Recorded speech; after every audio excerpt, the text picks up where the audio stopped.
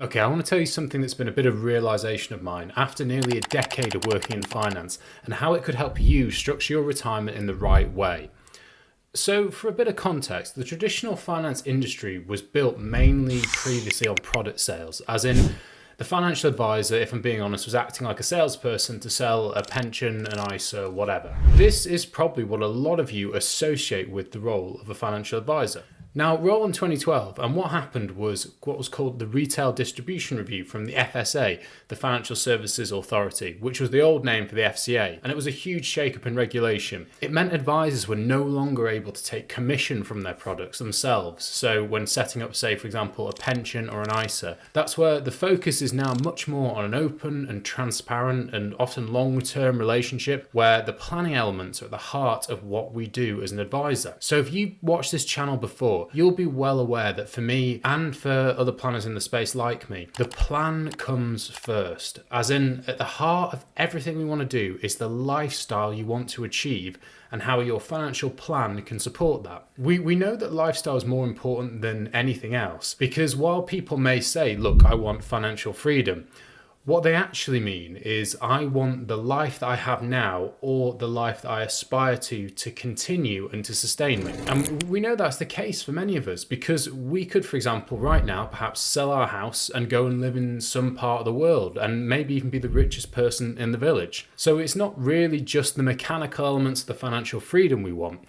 but it's more the ability to maintain the lifestyle which we've all worked for, which is so important. And sometimes for some, it's not just the lifestyle they've got now, it's the lifestyle that they aspire to. So many of my clients have said that they would rather work in some capacity and have great holidays every year than maybe retire a year or two earlier. And that's because what they're heading towards is not maybe what they've got right now, but it's more the lifestyle that they want to work to achieve. So what a great life looks like is so important to understand. And during many conversations, it's often important to turn the conversation from purely about, I've got a problem with pension, what's my ISA doing, to about the bigger questions. You know, put simply, a question of should my portfolio return be 6.7 or 7.2, or is my effective tax rate 35 or 25%? Yes, those questions are crucially important in the planning process, but firstly, we need to build on top of that. You know, what does a good life look like to you? No one else. This is your life. How can we make sure that you make the most of your money? And this can sometimes lead to bigger existential questions. So, you know, like, what does money mean to you? Or if you were given 2 years left to live, what would you spend your remaining time doing? Or if money was no object, what would you do today? And these questions can be great for the right person at the right time. And now I fundamentally believe that making sure we've got a financial plan to align to the life you want is one of the most important things a financial advisor can do. You know, in the past, I've changed jobs, I've made big career decisions off the basis that I wanted to align myself with the belief that this is the type of work that I want to do. So I do truly believe this. That said, experience and thousands of client conversations has taught me there is a time and a place sometimes for those questions. You know, I vividly remember a meeting when I was in a really nice townhouse in central London. It was an early morning meeting and we were discussing this couple's finances, and I stupidly went for one of those big questions, you know, what would you do with your remaining time if you had 2 years left to live? And to be honest, it wasn't good.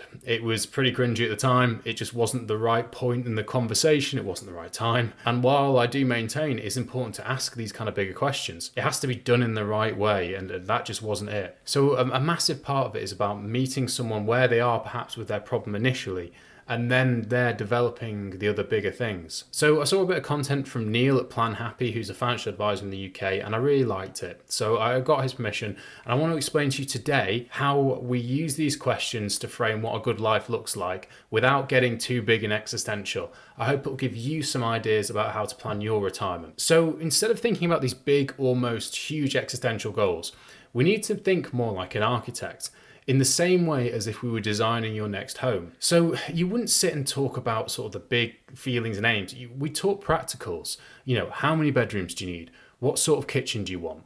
How big does it have to be? What about garden and location? These are all specific questions which I'm sure when you bought a house you considered. You can probably reel through them in your mind when you did buy your house. Once we have kind of the answer to these big questions, we're sort of 80% of the way there as far as design. And then we can add on top of that. So perhaps like a bucket list of things you want to do or one-off goals and aspirations. So you can do the very same with retirement planning. And there are 6 key cornerstones of our life and lifestyle called the Big Six, which I'm going to go over now. And the whole idea is that it can make your retirement a great retirement and to help you structure exactly what you want it to look like. So number 1 on the Big Six, family. Look, if I speak with my clients, this is the first part that everyone can answer. Everyone understandably is quite particular about what they want their family life to look like. How much you want to support your family? Are your kids leaving at home at what time? Are there weddings you need to pay for? How much of a priority is it to fund these things compared to stopping work? It's all about the alignment of how your family fits around your retirement. So next is work. Let's take a step back and talk honestly about your work.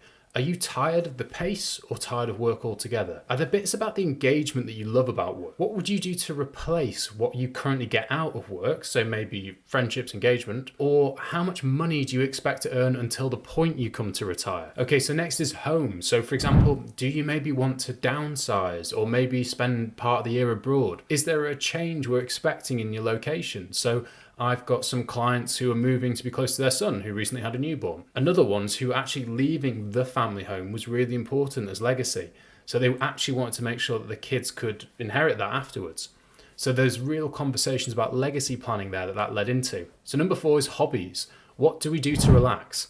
If the answer is nothing and we're planning on giving up work entirely, as in a full stop, especially if you've got someone who's maybe doing an executive or very busy role, I see that as a huge red flag and a problem. We need to be able to identify what are we retiring to and what will fill your time. 5 is travel.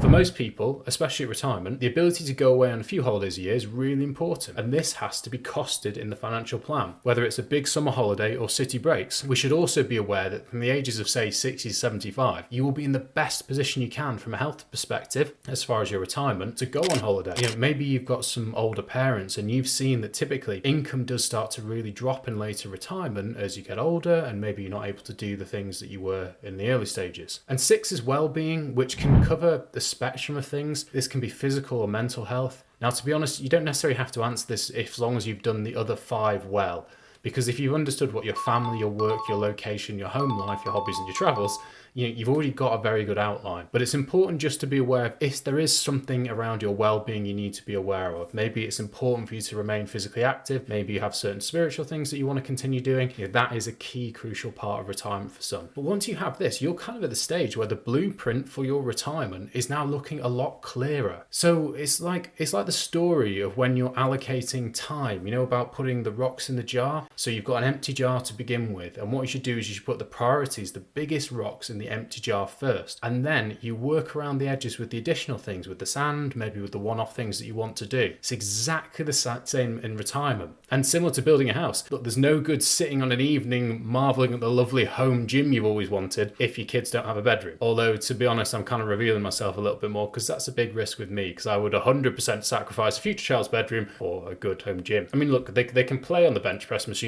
What could go wrong?